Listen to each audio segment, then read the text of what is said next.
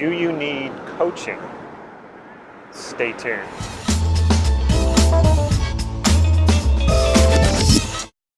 This is Damon with NLP Gym. NLP Coaching. If you haven't already, please click subscribe to this YouTube channel so you can get these videos on a regular basis. I get this question from time to time, people wanting to know if they should hire a coach. The first problem I have with that question is there's a modal operator in that question, so let's unpack that a little bit.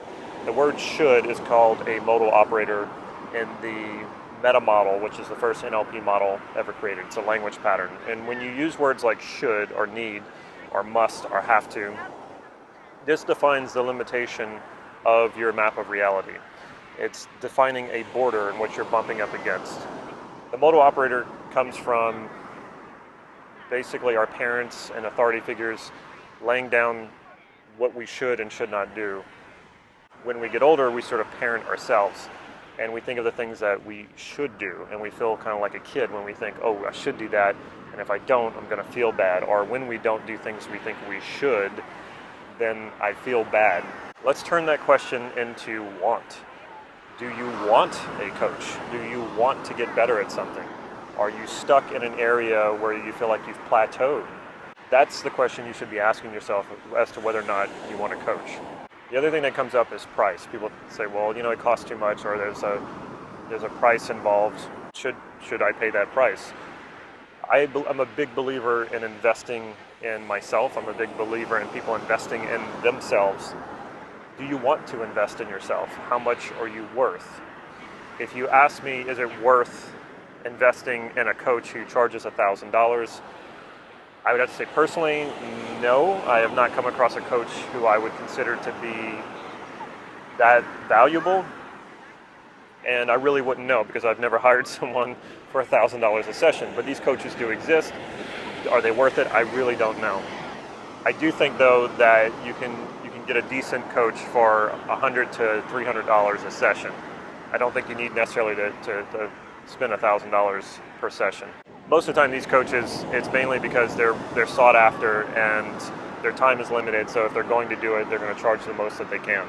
I see people all the time buying Starbucks coffee every day, or buying things that are very much what I would call temporary and not true investments in themselves. You can argue that buying a coffee is an investment in yourself. You do get temporary pleasure out of it. However, it's not going to give you lasting and growing change and value. When you're coaching and you're doing personal development, this hopefully is creating changes and value within you that will continue to grow even after the coaching is done. That is priceless. An investment in yourself like that is absolutely priceless. Should you spend $100, $200, $300 per session for something like that? If they're a good coach, absolutely. The value you're going to get out of that is going to be tripled, quadrupled, beyond what you can even probably track. I don't agree with going into debt to pay for a coach. If you're having debt issues, or you're not making enough money, or you're spending too much money, take care of that stuff first. Don't overextend yourself. You don't want to create an additional stress while you're doing the coaching. You're not going to get the most out of coaching. So handle that stuff beforehand. It's really good from time to time to take inventory of what you're spending your money on.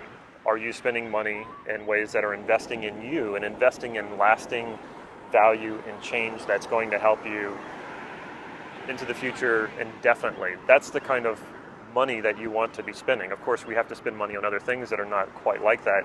But the more you turn your money toward investing in yourself, the more successful you're going to be, the more likely you're going to make more money, and the more likely you're going to live a life that you really enjoy, which is even more valuable than money. A lot of people look at Tony Robbins as being the gold standard when it comes to personal development and self-help.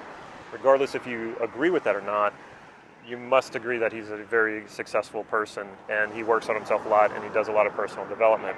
Even he has coaches. I happen to know one of his coaches. You're never too successful, too enlightened, too great, too self-actualized for coaching. There's always places where you can improve. It's always good to have an outside eye looking and assessing your performance and helping you help direct and guide you into different ways to perform even better, or get even better, or be even happier. Does a coach need to know NLP to be a good coach? Absolutely not. I've had some great coaches who were not NLP trained. However, all great coaches that I've worked with have had some sort of process, some sort of system, some sort of model that they worked from. I highly recommend that if you're going to choose a coach, that you find one that has a model, or maybe even a few models that they work with, that they're highly skilled in. I find these to be the most effective. In general, well-trained NLP coaches for me have been the best coaches I've worked with. And I've worked with coaches who are not that good. And if after a few sessions you find that the coach is not that effective, doesn't even mean that they're a bad coach. They might not just be the right coach for you. Go ahead and fire them. It's okay. Find yourself the coach who will really work for you. And sometimes different coaches at different times in your life are going to be more appropriate. I've had coaches at certain times that they weren't the right coach for me at the time. Maybe at a different time they will be. It's okay if you make a few mistakes. It's okay if you hire a few coaches that don't quite work for you. Don't think of it as your money being wasted. It's still an investment. You're still looking, you're still searching to find the right coach for you. I use coaching all the time. I get coaching in different areas of my life. Coaching has worked really well for me, both coaching myself and having others coach me. And then of course, I coach other people, which also helps me coach myself and receive coaching. So should you hire a coach, really something you're going to have to determine on your own. I would say find ways to invest in yourself, and a good coach is a great way to invest in yourself.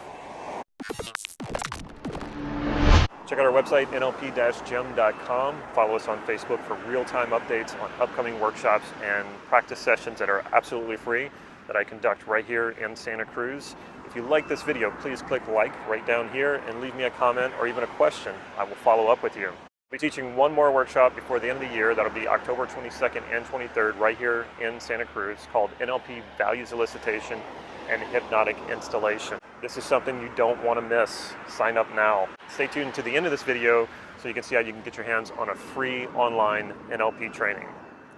Take care.